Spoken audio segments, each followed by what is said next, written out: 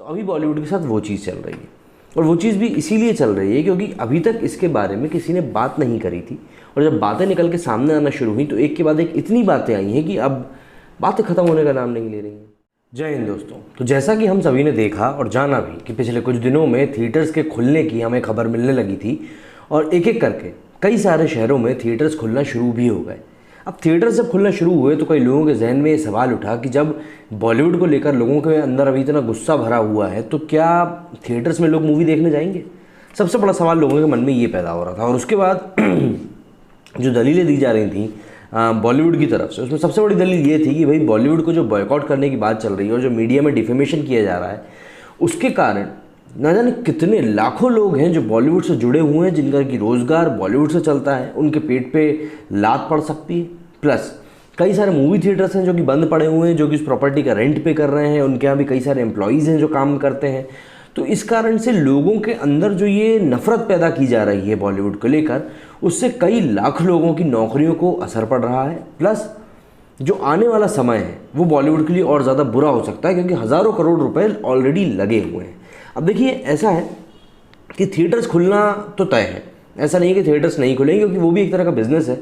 और ये चीज़ें कुछ ऐसी हैं कि आप माने या ना माने ये तो खुलेंगी, और उनको खुलने से कोई रोक नहीं सकता, चाहे वो कोरोना हो चाहे कुछ हो। हाँ, कोरोना अगर दोबारा बढ़ा, भगवान ना करे कि ऐसा हो, तो ये दोबारा बंद हो जाएंगे। लेकिन अभी जो कि हम पिछले काफ़ी समय सुनने में आ रहा है और कई शहरों में थिएटर्स की ओपनिंग शुरू हो गई है नए गाइडलाइंस के साथ। अब लेकिन लोगों में गुस्सा अभी भी था कि भैया नहीं, हम तो मूवी नहीं देखेंगे, हमें तो मूवी देखने से कोई मतलब ही नहीं है।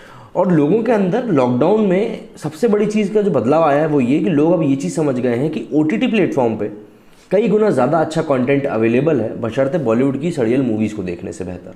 तो इसीलिए लोगों का रुझान अब OTT प्लेटफॉर्म्स की तरफ बढ़ता जा रहा है। और इसीलिए बॉलीवुड को एक डर अब ये भी है। और सबसे बड़ी बात मैं आपको बता दूं, एग्जाम्पल के लिए अगर आप लोगों को नहीं पता है तो HBO एक बहुत बड़ा चैनल है, इसी के साथ वार्नर ब्रोस जिन्होंने कि हैरी पॉटर को भी बनाया था। तो ये जो दो चैनल्स हैं ये चैनल बंद होने वाले हैं 15 दिसंबर से। अब आप बोलेंगे इतने बड़े चैनल बंद क्यों हो रहे हैं, तो ये दो चैनल भी बंद सिर्फ इसीलिए हो रहे हैं क्योंकि इनका कहना है कि लोगों का रुझान OTT प्लेटफॉर्म्स की तरफ बढ़ चुका है और इन फ्यूचर धीरे धीरे टीवी ख़त्म होने वाला है। तो इसीलिए टीवी चैनल्स को रन करके कोई मतलब नहीं निकलेगा, इसलिए हम इसको अब डिसकंटिन्यू कर रहे हैं इंडिया में। तो इंडिया में HBO और WB बंद होने वाले हैं। अब आप खुद सोचिए कि जब इतने बड़े स्टूडियोज़ ऐसा कदम उठा सकते हैं जिसकी किसी को उम्मीद भी नहीं थी, तो फिर ऐसे में इंडियन चैनल्स या इंडिया का बॉलीवुड क्या लगता है।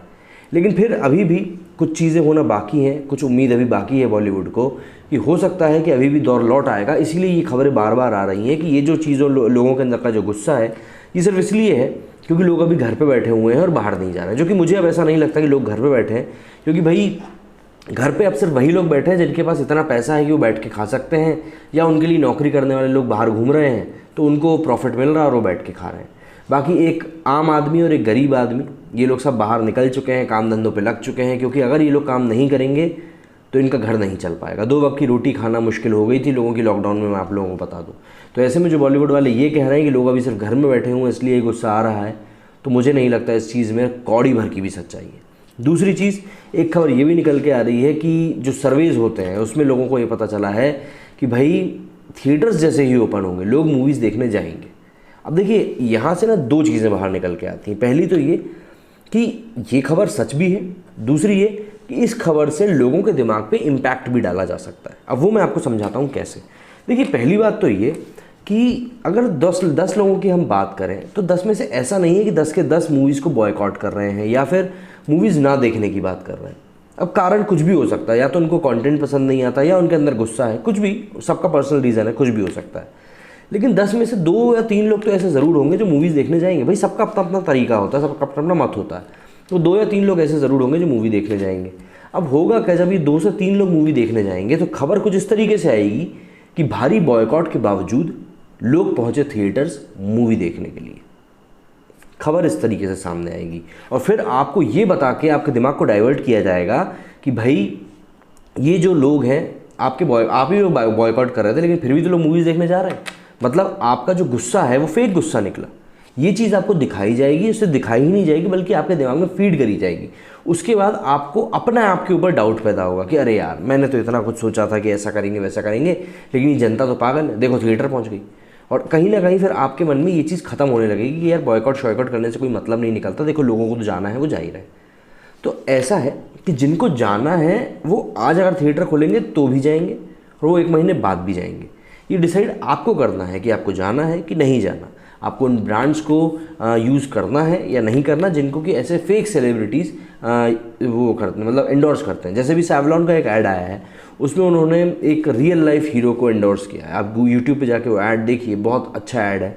इसी चीज़ की लगातार पिछले 4-6 महीनों से बात चल रही है कि भाई आप ऐसे लोगों को प्रमोट कीजिए जो कि रियल लाइफ हीरोज़ हैं, ना कि रील लाइफ हीरोज़ हैं। पता चलता है कि भैया स्क्रीन पे तो आके बहुत बड़ी बड़ी बातें कर रहे हैं, ऐसा करना है वैसा करना है, और जो असली ज़िंदगी है उसमें मतलब कुछ क्या ही बोल दूँ अब मैं।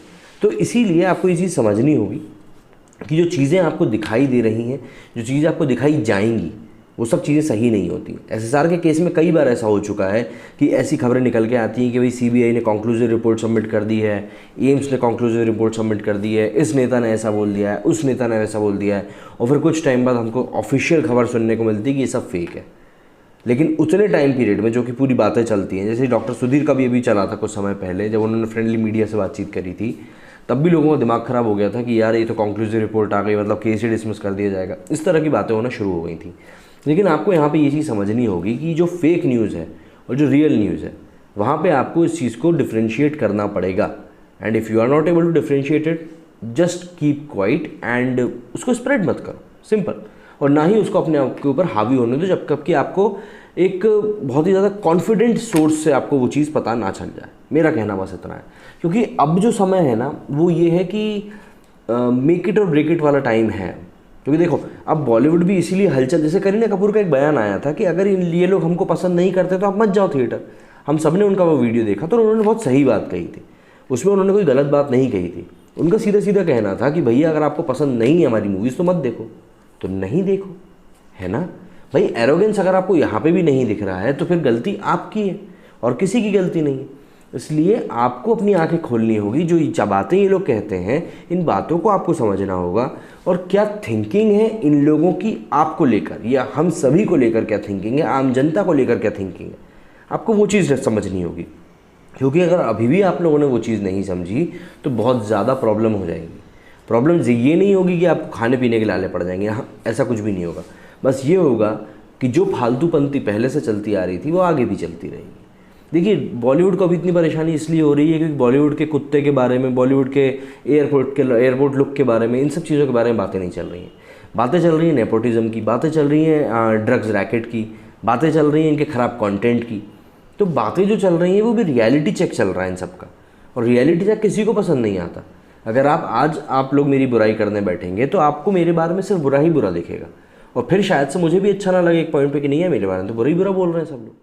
तो अभी बॉलीवुड के साथ वो चीज़ चल रही है, और वो चीज़ भी इसीलिए चल रही है क्योंकि अभी तक इसके बारे में किसी ने बात नहीं करी थी, और जब बातें निकल के सामने आना शुरू हुई तो एक के बाद एक इतनी बातें आई हैं कि अब बातें ख़त्म होने का नाम नहीं ले रही हैं।